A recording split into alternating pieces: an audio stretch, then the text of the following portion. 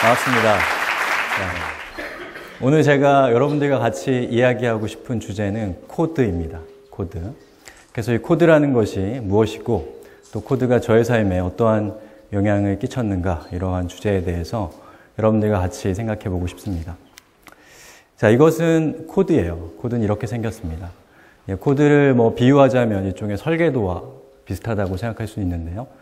여러분이 만들고 싶은 프로그램이 있을 때 그 프로그램이 어떻게 생겼고 또 어떻게 동작해야 되는가를 이렇게 생긴 코드의 형식으로 작성해서 컴퓨터에게 제출하면 컴퓨터는 마법처럼 여러분이 원하는 프로그램을 짠 하고 만들어줍니다.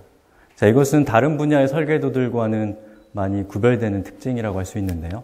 자, 이것은 건축에서의 설계도입니다. 자, 건축에서는 설계도만으로 건물이 만들어지진 않죠. 이 설계도를 시작으로 해서 많은 시간, 또 많은 자원, 또 많은 노동력, 이러한 것들이 포괄적으로 작용해서 하나의 건물이 만들어지는 것이기 때문에 사실 이 건축, 또 건설 아무나 할 수 있는 건 아니죠. 그렇지만 코드는 아까 말씀드린 그 특징으로 인해서 그 하고자 하는 의지가 있고 또 여러분이 지식이 있다면 누구나 코딩을 할 수 있습니다. 바로 코딩의 이러한 특성, 이러한 특징, 대중적인 특성이라고 할 수 있는데요. 그러한 점들로 인해서 이 소프트웨어라는 이 산업은 그 어떤 분야와도 비교할 수 없을 만큼 이 빠른 속도로 성장을 했고 그 덕분에 가장 중요한 산업이 되었다고 할 수 있습니다. 사실 오늘 제가 이야기하고 싶은 것은 생산도구로서 코드가 아니라 바로 컨텐츠로서 코드입니다. 자, 세상에는 많은 컨텐츠가 있어요. 그 컨텐츠를 우리가 어떻게 보느냐에 따라서 코드는 컨텐츠일 수도 있고 아닐 수도 있겠지만요. 그 시나 소설 같은 어떤 문자 중심의 어떤 컨텐츠도 있고요. 영화도 있고 음악도 있습니다. 근데 이런 여러 가지 컨텐츠들의 어떤 역사, 굉장히 길죠. 그 긴 역사 안에서 이 코드라는 컨텐츠는 가장 최근에 등장한 컨텐츠이고 가장 짧은 역사를 갖고 있다고 할 수 있습니다. 그런데 재밌는 것은 우리가 역사를 어떤 관점으로 보느냐에 따라서 그 역사라고 하는 것은 좀 다른 의미를 가질 수 있다고 봅니다. 자, 제가 오늘 얘기하고 싶은 것은 바로 전자화라고 하는 건데요. 전자화, 컴퓨터, 타블릿, 스마트폰 이런 것들이 다 전자화라고 할 수가 있겠죠. 바로 이 전자화된 시스템 위에서 코드라고 하는 콘텐츠는 가장 최초의 콘텐츠고 가장 오래된 콘텐츠라고 할 수 있을 겁니다. 그리고 오늘날 많은 콘텐츠들이 겪고 있는 여러 가지 혼란, 또 갈등 이러한 것들은 이 콘텐츠들이 전자화되는 과정에서 겪고 있는 어려움들이라고 생각이 되는데요. 지금까지 많은 콘텐츠들이 보시는 것처럼 각자 자신의 어떤 개성, 또 자신의 특성에 맞는 그릇에 담겨 있었습니다. 각자 서로 다른 그릇에 담겨 있었던 거죠. 그런데 이 디지털, 또 전자화, 이러한 물결이 우리에게 주는 그 편리함으로 인해서 지금까지 자기들이 입고 있었던 익숙한 옷을 벗고 아주 무서운 속도로 전자화되는 길을 걷고 있습니다. 그리고 그 과정에서 여러 가지 혼란, 또 여러 가지 갈등들을 겪고 있는 것을 다 알고 계시죠. 저는 그런 맥락에서 우리가 코드에 대해서 관심을 가질 필요가 있다고 생각합니다. 왜냐하면 이 코드는 이 전자화된 시스템 또는 전자화라고 하는 길을 걸어간 첫 번째 콘텐츠이고 기존의 어떤 콘텐츠를 생산하는 어떤 여러 가지 방식들이나 이런 것들의 어떤 관습이랄까요? 그런 것들로부터 자유로운 유일한 콘텐츠이기 때문입니다. 그리고 오늘 제가 이 자리에서 코드에 대한 많은 얘기를 하고 싶긴 하지만 제 욕심 같아서는 그럴 수는 없기 때문에 이야기를 모아서 오늘 오픈소스에 대한 이야기로 제 얘기를 채워보려고 합니다. 자, 오픈소스라는 것은 오픈, 개방 이런 뜻이죠. 열려있다 이런 뜻입니다. 그리고 소스라는 말은 코드라는 말로 바꾸셔도 괜찮습니다. 즉 누구나 그 코드를 수정해서 자신이 원하는 소프트웨어를 만들 수 있게 한다라는 것이 이 오픈소스라고 할 수 있습니다. 건축으로 비유하자면 어떤 설계도가 있을 때 아무나 그 설계도를 사용해서 자기가 원하는 건물을 만들 수 있게 한다. 이렇게 얘기할 수가 있겠죠. 그런데 사실은 앞서 제가 말씀드린 것처럼 소스 코드, 이 코드는 곧 제품입니다. 그 다음 과정은 없기 때문에 코드가 곧 제품이기 때문에 사실 방금 말씀드렸던 이 건축의 비유는 이렇게 바꾸는 게 좋을 것 같아요. 제가 이렇게 지나가는데 어떤 건물이 있어요. 너무 멋있는 거예요. 제가 그걸 클릭해서 이렇게 드래그해서 자기 땅에다가 딱 갖다 놓으면 그 순간 몇 초 만에 그 건물이 짠하고 만들어집니다. 그리고 그 건물을 막 수정해서 이 원저작자가 되게 슬플 만큼 못생기게 만들 수도 있고 정말 멋지게 만들어서 이 사람이 스포트라이트를 다 가져가서 저한테 소외감을 줄 수도 있습니다. 그리고 제가 만든 그거를 누구한테 팔 수도 있겠죠. 자, 이런 일은 현실에서는 잘 일어나지 않는 일이에요. 만약에 이러한 일이 현실에서 일어난다면 여러분이 건축을 한 건축가라면 몹시 화가 날 겁니다.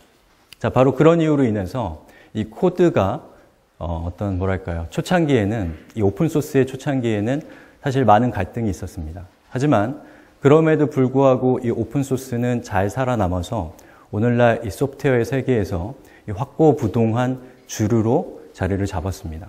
그것은 아마도 이 코드가 동작하는 환경이 이 전자화된 시스템, 그 전자화된 시스템은 복제나 생산의 비용이 거의 들지 않는다는 그런 특성을 갖고 있죠. 바로 그러한 특성 때문일 것이고, 또 하나 제가 말씀드리고 싶은 것은 개발자들이 사용하는 도구가 이 개발자들을 보다 개방된 사고, 보다 자유로운 사고로 유도하는 측면이 있다고 생각하는데요. 제가 사례를 하나 소개해 드리겠습니다. 자, 이거는 GitHub이라는 사이트인데요. GitHub은 전 세계 오픈소스 개발자들이 오픈소스를 만드는 그런 사이트입니다. 자세하게 소개해 드리긴 좀 힘들 것 같고요. 자, 여기 보시면 여기 있는 것이 소스 코드예요. 지금 보고 계신 이것은 트위터 부트스트랩이라고 하는 아주 유명한 이 오픈소스입니다. 자, 근데 제가 여기서 여러분들한테 보여드리고 싶은 기능은 바로 요거예요. 포크라고 적혀 있는 거 보이시나요? 자, 확대해 보겠습니다. 자, 이 포크는 우리 알고 있는 그 포크입니다. 딱 찍어서 자기 접시로 갖다 놓는다. 이런 뜻 정도로 해석할 수 있을 건데요. 다른 말로는 복제입니다. 그래서 여러분이 이 서비스에 회원가입해서 이 포크 버튼을 누르면 그 순간 이 트위터 부트스트랩이라고 하는 저 소스 코드가 여러분의 것이 됩니다. 그러면 마음대로 그 코드를 수정해서 여러분이 원하는 프로그램을 만들 수도 있고 새로운 오픈소스 프로젝트를 시작할 수도 있습니다. 자, 근데 이것이 어떻게 보면 전통적인 관념 또는 특허나 저작권의 관점으로 봤을 때는 대단히 불편한 느낌이 들 수 있어요. 저래도 되나? 이런 생각 들지 않으시나요? 자, 그런데 여기 보시면 옆에 숫자가 적혀 있습니다. 저 숫자는 뭐냐면 이 프로젝트를 얼마나 많은 사람이 포크해 갔는가, 다시 말해서 복제해 갔는가를 의미합니다. 그리고 저 숫자는 오픈소스의 세계에서는 또 이 프로그래머들의 세계에서는 트위터의 팔로워 그리고 페이스북의 좋아요와 같은 의미를 갖습니다. 그렇기 때문에 개발자들은 자연스럽게 자신이 어렵게 만든 이 오픈소스가 더 많은 사람에게 복제되도록 욕망하고 그런 욕망을 갖고 있기 때문에 자연스럽게 더 많이 복제될 수 있는 여러 가지 활동들을 하게 된다는 것이죠.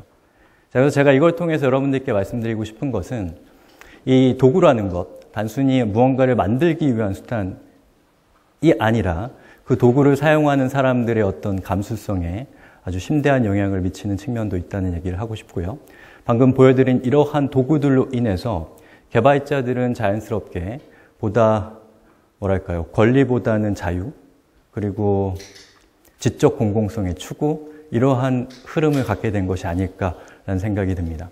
그리고 지금 보여드린 이런 오픈소스의 어떤 활동은 일부 기칸, 특이한 개발자들만의 마이너한 그런 활동이 아니고 이 산업 전체를 지배하는 아주 중요한 흐름입니다. 자,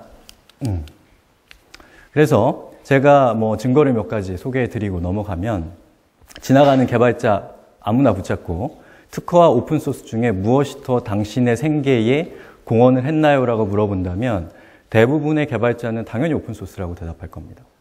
그리고 자, 이 컨트롤이 익숙하지가 않네요. 자, 그리고 생활코딩에 현재 1,500개 정도의 동영상 강의가 올라가 있습니다. 이 중에서 오픈소스가 아닌 것은 30개에서 40개도 되지 않습니다. 그 다음에 개발자들은 자신이 사용하고 있는 오픈소스에 대해서 별로 고마워하지 않습니다. 당연하게 생각하고 쓰면 고마운 거 아니야 이렇게 생각합니다. 그리고 쓰다가 문제가 생기면 화를 내요. 불평을 하고 심한 욕도 합니다. 이건 똥이야 막 이런 얘기를 하죠. 그런데 저는 이것이 굉장히 중요한 것이라고 생각해요. 고맙지도 않은 것, 그리고 당연한 것, 그것은 제가 생각하기에 모든 혁신과 모든 혁명이 지향하는 최종적인 목적지라고 생각합니다. 그렇다고 본다면 개발자들에게 있어서 오픈소스라는 것은 더 이상 이 운동이 아니고 생활이 된 것이 아닐까요? 그리고 지금까지 제가 이 코드, 그리고 그 코드의 어떤 문화적인 측면을 설명을 드렸는데요. 사실 이러한 측면은 뭐랄까요? 이제 더 이상 코드만의 전유물이라고 할 수는 없을 것 같아요. 자, 위키피디아 아시죠? 예, 전 세계의 그 공헌자들이 집단지성을 발휘해서 백과사전을 만드는 아주 성공적인 프로젝트입니다. 뭐 더 얘기할 필요도 없겠죠. 자, 이것은 레고 디지털 디자이너라고 하는 그런 도구인데요. 제가 영상을 준비해 봤습니다. 이것은 레고 디지털 디자이너라고 하는 것의 화면입니다. 여기서 이 레고 블록 없이도 여기 있는 이러한 도구들을 이용해서, 블록들을 이용해서 레고를 가상으로 만들어 볼 수 있는 그런 도구예요. 자, 이 도구의 홈페이지에 가보면 이렇게 다른 사람이 공유해 놓은 여러 가지 레고 블록들이 있는데요. 이걸 다운로드 받아서 이렇게 클릭만 하면 보시는 것처럼 지금 제가 다운로드 받은 레고 블록을 제 화면으로 가져온 겁니다. 그리고 여기서 제가 마음대로 이 레고 블록을 마치 소스 코드처럼 제 마음대로 색깔을 바꾸거나 모양을 바꾸거나 하는 걸 통해서 저의 레고를 만들 수가 있는 겁니다. 그리고 그렇게 만든 것을 다른 사람들처럼 이곳에 공유해서 또 다른 사람의 레고의 부품으로서 사용할 수 있도록 할 수 있다는 것이죠. 어떠신가요?